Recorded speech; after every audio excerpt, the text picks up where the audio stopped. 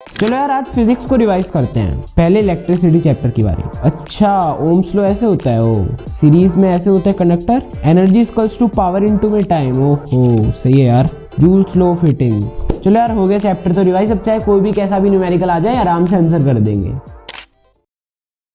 अरे यार मैंने इलेक्ट्रिसिटी चैप्टर को रिवाइज किया था, चलो याद करते हैं उसके क्या गया। ओम्स लॉ क्या था यार, उसकी डेफिनेशन क्या होता है ओम्स लॉ में, क्या था वो सीरीज यार मेरे साथ हो क्या रहा है, मैं चैप्टर्स को रिवाइज भी कर रहा हूँ और उन्हें भूल भी जा रहा हूँ। काश कि कोई ऐसा होता जो मुझे बताता कि रिवीजन करने का सही तरीका कैसे होता है।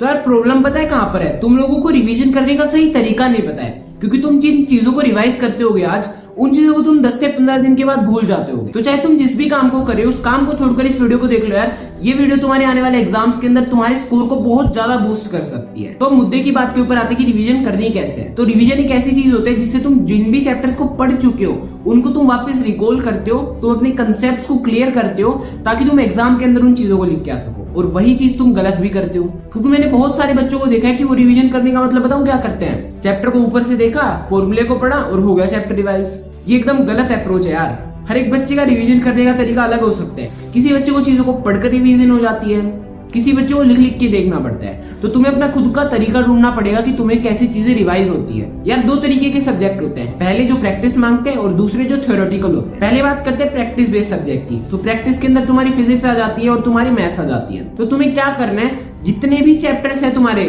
उनके अंदर जो भी फॉर्मूले अप्लाई हो रहे हैं उसके लिए तुम्हें क्या करना है, एक पतली सी नोटबुक लगा लेनी है 10 से 15 रुपए वाली। उसके अंदर तुम्हें हर एक चैप्टर के जो भी फॉर्मूला यूज हुए उस चैप्टर के अंदर वो लिखना है और टाइम टू टाइम तुम्हें उन्हें रिवाइज करना है, जिससे तुम्हारे कंसेप्ट क्लियर रहेंगे और तुम भूलोगे नहीं। क्योंकि फॉर्मूले जब तक तुम्हें नहीं आएंगे तुम क्वेश्चन को सोल्व ही नहीं कर पाओगे। और राइट फॉर्मूला इस्तेमाल करना बहुत ज्यादा जरूरी होता है। और यार प्रैक्टिकल बेस्ड सब्जेक्ट है तो प्रैक्टिस भी मांगता है।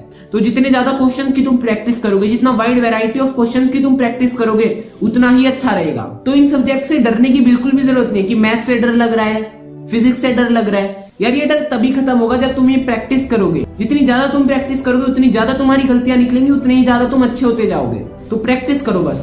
तो अब बात करते हैं थ्योरेटिकल सब्जेक्ट की, इंग्लिश, हिंदी, साइंस, एसएसटी। तो इनके अंदर तुम्हें क्या करना है, स्टोरी लाइन बना के चीजों को समझना है कि स्टोरी की तरह तुम जितना चीजों को पढ़ोगे उतना ज्यादा तुम इन चीजों को याद कर पाओगे। और यार अपने किसी छोटे भाई बहन को, छोटा भाई बहन नहीं तो एक तकिए को अपने साथ बिठा लेना और जो भी चीजें तुम पढ़ रहे हो उसे लिख लिख कर उसको समझाना। क्योंकि अगर तुम किसी और को वो चीज को समझा सकते हो ना तो तुम भी उस चीज को समझ पाओगे आसानी से। तो तकिए को अपने साथ बिठाना और उसको भी थोड़ा ज्ञान दे देना। मजाक की बात है यार ये सब। तो तुम्हें क्या करना है, तुम्हें दूसरों को चीजों को समझाना है। इससे होगा क्या, तुम्हारी भी चीजें क्लियर होती जाएंगी और तुम्हें पता भी चल पाएगा कि तुम्हें उस टॉपिक के बारे में कितना पता है। तो अब तुमने इस तरीके से चैप्टर को समझ लिया होगा।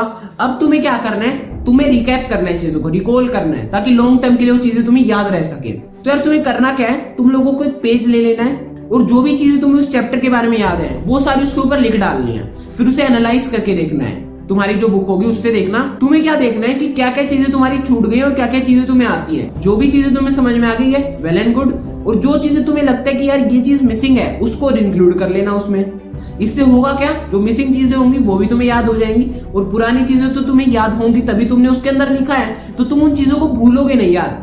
और यार एक चीज मेरी मार्क कर लो, जितना ज्यादा तुम लिखकर चीजों को प्रैक्टिस करोगे ना उतनी ही ज्यादा तुम्हारी रिवीजन भी अच्छी होगी, उतना लॉन्ग टर्म के लिए तुम चीजों को रिवाइज कर पाओगे। यार अब एक ऐसी चीज बताने वाला हूँ जिसके बारे में किसी ने भी तुम्हें नहीं बताया होगा। रिवीजन के अंदर एक चीज बहुत मैटर करती है कि तुम लेटेस्ट पैटर्न के ऊपर बेस्ड क्वेश्चंस की प्रैक्टिस कर रहे हो। सिंपली बताओ तो तुम्हें क्या करना है, तुम्हें सैंपल पेपर सोल्व करके देखना है बहुत सारे। तो बोर्ड एग्जाम से पहले जो 20 दिन तुम्हारे होंगे ना जो तुम्हारे पास, उसके अंदर तुम्हें क्या चीज करने है, उसके अंदर तुम्हें सैंपल पेपर सोल्व करना है लेटेस्ट पैटर्न की। अब सैंपल पेपर की बात आई गई है तो बहुत सारे बच्चे कमेंट करके बोलते हैं मुझे, इंस्टाग्राम पर भी बहुत सारे बच्चे बोलते हैं। और आपका भी कोई डाउट होगा तो डिस्क्रिप्शन में लिंक दे रखा है, आप भी इंस्टाग्राम पर पूछ सकते हैं। तो बहुत सारे बच्चे क्या बोलते हैं कि भैया सैंपल पेपर कौन सा खरीदना है, समझ ही नहीं आ रहा, मार्केट में तो इतने सारे हैं, वो ये वाला सैंपल पेपर बताया है पर मैं अफोर्ड नहीं कर पा रहा हूँ। तो तुम्हारी हर एक प्रॉब्लम का सोल्यूशन मेरे पास है। पर्सनली मार्केट के अंदर गया था और मैंने कैसे सैंपल पेपर ढूंढ निकाला है जो बहुत चीप प्राइस में भी आपको मिलेंगे और जो क्वालिटी वो प्रोवाइड करवा रहे हैं वो मार्केट के अंदर कोई भी सैंपल पेपर आपको नहीं प्रोवाइड करवा पाएगा। शिवदास के सैंपल पेपर। अब मैं आप लोगों को बताता हूँ इनकी खासियत क्या क्या है, इसके अंदर आपको क्या क्या चीजें देखने के लिए मिलती है। तो इस सैंपल पेपर बुक के अंदर आपको 25 से ज्यादा क्वेश्चन पेपर देखने के लिए मिलेंगे, जिसके अंदर आपके 11 तो सैंपल पेपर हैं, प्लस में आपके पिछले 7 साल के जितने भी बोर्ड के क्वेश्चन पेपर हैं वो भी आपको इंक्लूडेड मिलेगा। और ऐसा वैसा नहीं, सॉल्यूशन के साथ यार, हर एक पेपर का सॉल्यूशन भी मिलेगा आपको। साथ ही साथ आपको बुक के साथ एक QR कोड मिलेगा जिसके थ्रू आप ऑनलाइन भी एक्सेस कर सकते हैं सैंपल पेपर को। और यार हर एक चैप्टर वाइज शॉर्ट नोट्स भी दे रखे हैं, तो शॉर्ट नोट से बेसिकली आप चैप्टर को एक पेज के अंदर ही रिवाइज कर पाएंगे। तो ये बहुत सारी चीजें आपको ये बुक प्रोवाइड करवा रही है और बहुत रीजनेबल प्राइस के अंदर। अब बाय करना चाहते हो तो आप मार्केट से भी बाय कर सकते हो और आपको डिस्क्रिप्शन में लिंक भी मिल जाएगा, वहां से भी आप बाय कर सकते हो।